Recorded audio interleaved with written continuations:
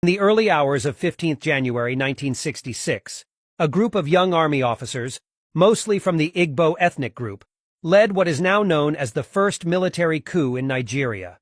The coup was aimed at overthrowing the civilian government headed by Prime Minister Sir Abubakar Tafawa Balewa, whom the plotters accused of corruption, nepotism, and incompetence.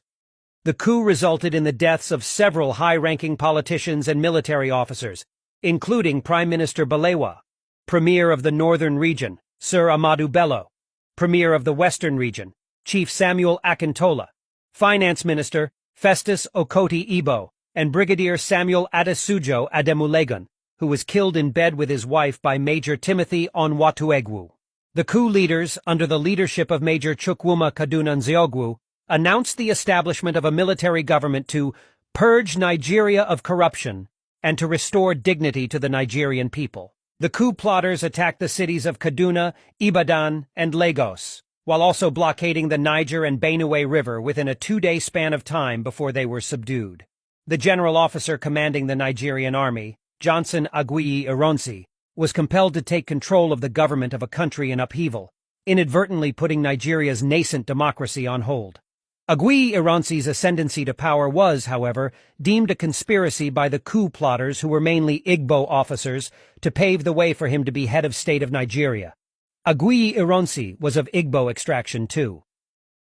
Consequently, the retaliatory events by northern members of the Nigerian army that led to deaths of many innocent Igbo soldiers and civilians, which eventually led to the Nigerian Civil War. The 1966 Nigerian counter-coup, or the so-called July rematch, was the second of many military coups in Nigeria. It was masterminded by Lieutenant Colonel Murtala Muhammad and many northern military officers, including Major Theophilus Danjuma, Captain Joseph Garba, Captain Ibrahim Taiwo, Lieutenant Muhammadu Buhari, Lieutenant Ibrahim Babangida, Lieutenant Ibrahim Bako, Lieutenant Maman Vatsa, Lieutenant Buka Suka Dimka, Second Lieutenant Sani Abacha, Second Lieutenant Muhammadu Gado Nasco, and Corporal John Shagaya. The coup began as a mutiny at roughly midnight on 28 July 1966 and was a reaction to the killings of northern politicians and officers by soldiers of mostly Igbo extraction on 15 January 1966.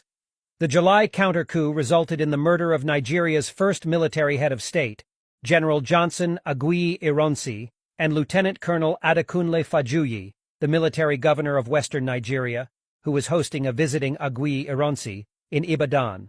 At 4 a.m. on July 29, 1966, soldiers led by Theophilus Danjuma and Joseph Garba drove into Government House, Agodi, Ibadan. Their mission was to kidnap and kill Ironsi.